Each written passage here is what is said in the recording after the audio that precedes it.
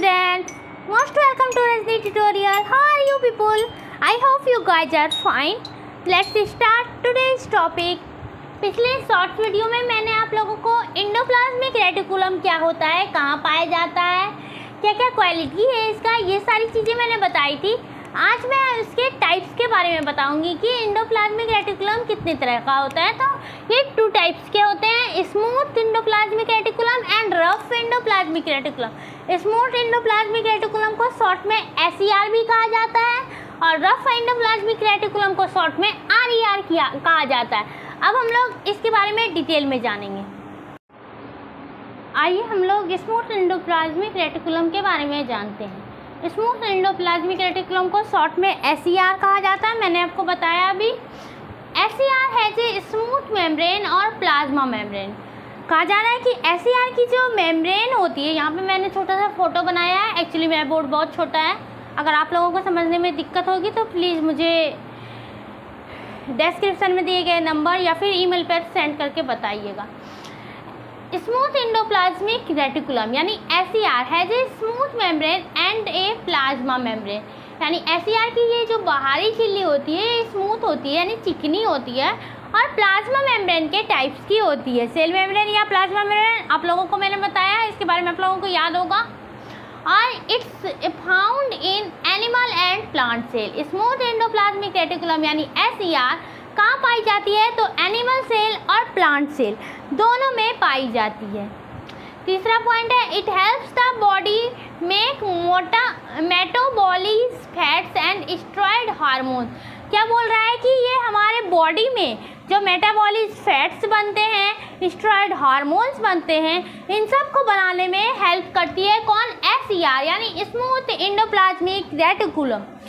Last point है the SER lacks the ribosome. मतलब जब हम लोग रफ एंडोप्लाज्मिक रेटिकुलम पढ़ेंगे तो इसका ये जो बाहरी स्मूथ मेम्ब्रेन जिसको हम बोलते हैं ये रफ मेम्ब्रेन होगा और इसके ऊपर छोटे छोटे राइबोसोम पाए जाएंगे, लेकिन स्मूथ एंडोप्लाज्मिक रेटिकुलम में ये एब्सेंट होते हैं, इसलिए मैंने ऐसा कहा कि the SER lacks the ribosome. मतलब इसमें राइबोसोम पाए नहीं जाते, जबकि रफ एंडोप्लाज्मिक रेटिकुलम के बारे में जब हम पढ़ेंगे तो उसमें मैं बताऊंगी कि उसमें राइबोसोम पाए जाते हैं। तो स्मूथ एंडोप्लाज्मिक रेटिकुलम जो है जिसका फंक्शन क्या है इसके बारे में जानते हैं। तो it helps in synthesise of glycogen, lipids and steroids. ये क्या करता है? ग्लाइकोजन के संश्लेषण में, लिपिड्स के संश्लेषण में और स्टेरॉइड के संश्लेषण में भी हेल्प करता है। Through the synthesise of cell membrane using protein and lipid called membrane biogenesis. आपको हो सकते हैं 1 नंबर के क्वेश्चन में ऐसा पूछा जा सकता है कि मेम्ब्रेन बायोजेनेसिस क्या है? तो सेल मेम्ब्रेन्स के द्वारा जो सिंथेसाइज होकर लिपिड और प्रोटीन का निर्माण होता है उसी को क्या बोलते हैं हम लोग? Membrane biogenesis.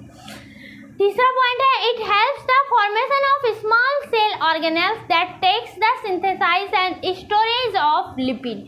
क्या बोल रहा है कि ये हेल्प करता है फॉर्मेशन में स्मॉल सेल्स ऑर्गेनेल, जो छोटे छोटे सेल्स ऑर्गेनेल्स होते हैं उसके फॉर्मेशन में स्मूथ एंडोप्लाज्मिक रेटिकुलम हेल्प करता है और सिंथेसाइज करता है और साथ ही लिपिड का स्टोरेज भी करता है। And the fourth point is it provides vesicles for cis face of Golgi complex. Golgi complex कुछ इस तरह का होता है, मतलब जैसे पुराने ज़माने में टेलीफोन्स हुआ करते थे ऐसे रखने वाले जिसको हम लोग उठा के बात किया करते थे, उसी टाइप का गोल्जी कॉम्प्लेक्स का मैंने यहाँ पे पिक डाला हुआ है। तो गोल्जी कॉम्प्लेक्स का ये गोल वाला हिस्सा जो होता है जिसको हम लोग टेलीफोन के गोल वाले हिस्से को जिसको हम लोग कान पर लगाते हैं वो सिस फेस होता है। तो क्या बोल रहा है कि SER जो है वो प्रोवाइड करते हैं सिस फेस, किसमें? गोल्जी कॉम्प्लेक्स में जो सिस फेस बनता है वो किसकी वजह से बनता है? तो SER की वजह से। And the fifth point is the SER function in lipid synthesis but not metabolism, the production of steroid hormones and detoxification. क्या बोला जा रहा है इस पॉइंट में कि SER जो है वो फंक्शन करते हैं यानी कार्य करते हैं लिपिड सिंथेसिस की तरह, लेकिन ये मेटाबॉलिज्म नहीं है और ये प्रोड्यूस करते हैं स्टेरॉयड हार्मोन और detoxification. And the last point is the SCR is specially abundant in mammalian liver and gonad cell. ये खास करके मेमेलियन लीवर और गोनाड सेल में एविडेंट होते हैं। अब हम लोग रफ एंडोप्लाज्मिक रेटिकुलम के बारे में जानेंगे। आइए देखते हैं रफ एंडोप्लाज्मिक रेटिकुलम, जिसको RER भी कहते हैं। The RER is found mainly towards the nucleus of the cell. RER जो है अधिकांशतः कहाँ पाए जाते हैं, तो सेल के न्यूक्लियस के पास। यहाँ पे देखिए सेल के न्यूक्लियस से सटा हुआ है ये RER। दूसरा पॉइंट है the outer face of RER। मैंने उसमें भी बताया था SCR में, उसका आउटर फेस क्या था, सेल मेम्ब्रेन के जैसा, प्लाज्मा मेम्ब्रेन के जैसा और स्मूथ था। जबकि यहाँ पे गौर कीजिएगा दोनों में difference. The outer face of RER is studied with ribosome that are the sites of protein synthesis.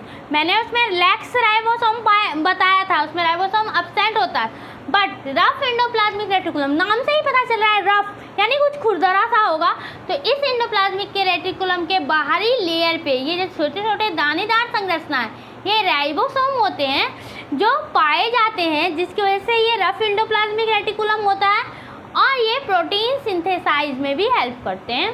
तीसरा पॉइंट है the RER is specially prominent in cells such as hepatocytes. RER जो है ये सेल्स का खासकर प्रोमिनेंट करते हैं, इसको सहयोग करते हैं हेपेटोसाइट्स की तरह।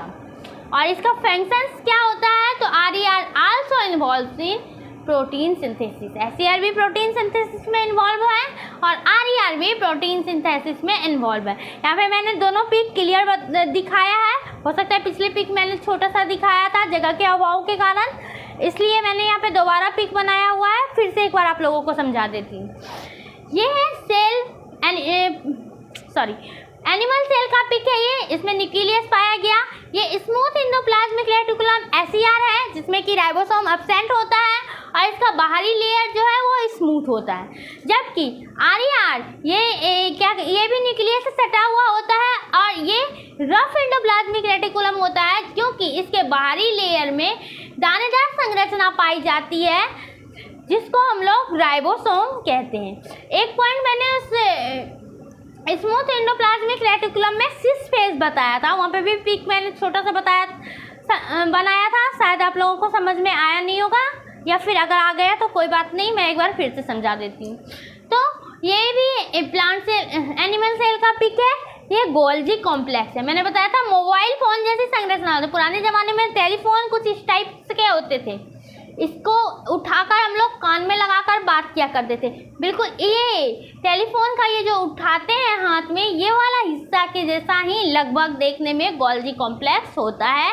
इसका ये जो गोल वाला हिस्सा है जिसको हम लोग कान पे लगाते हैं, इसको हम लोग सिस फेस या फिर सिस्टर्नी कहते हैं, जिसके बारे में मैंने SCR में आप लोगों को बताया था कि SCR provides vesicles for cis phase of Golgi complex. SCR जो है सिस फेज में गोल्जी कॉम्प्लेक्स के सिस फेज को प्रोवाइड करते हैं। ये मैंने आपको बताया था। उम्मीद करती हूँ आपको मेरा ट्यूटोरियल समझ में आ रहा होगा। अगर आप लोग को कोई परेशानी होती है या फिर किसी और टॉपिक के बारे में कुछ जानना है तो प्लीज़ मुझे कमेंट बॉक्स में लिखकर बताएं, या फिर मेरा व्हाट्सएप नंबर आपको डिस्क्रिप्शन में मिलेगा, ईमेल आईडी मिलेगा। इन सभी पर आप अपने कोई भी प्रॉब्लम्स या कोई भी क्वेश्चंस भेज सकते हैं और अपने आंसर जान सकते हैं। आपको अगर मेरा ट्यूटोरियल अच्छा लगता है तो प्लीज़ मुझे सपोर्ट कीजिए, लाइक कीजिए, शेयर कीजिए और सब्सक्राइब कीजिए। थैंक यू वेरी मच, आपका इतना सारा प्यार देने के लिए थैंक यू सो मच।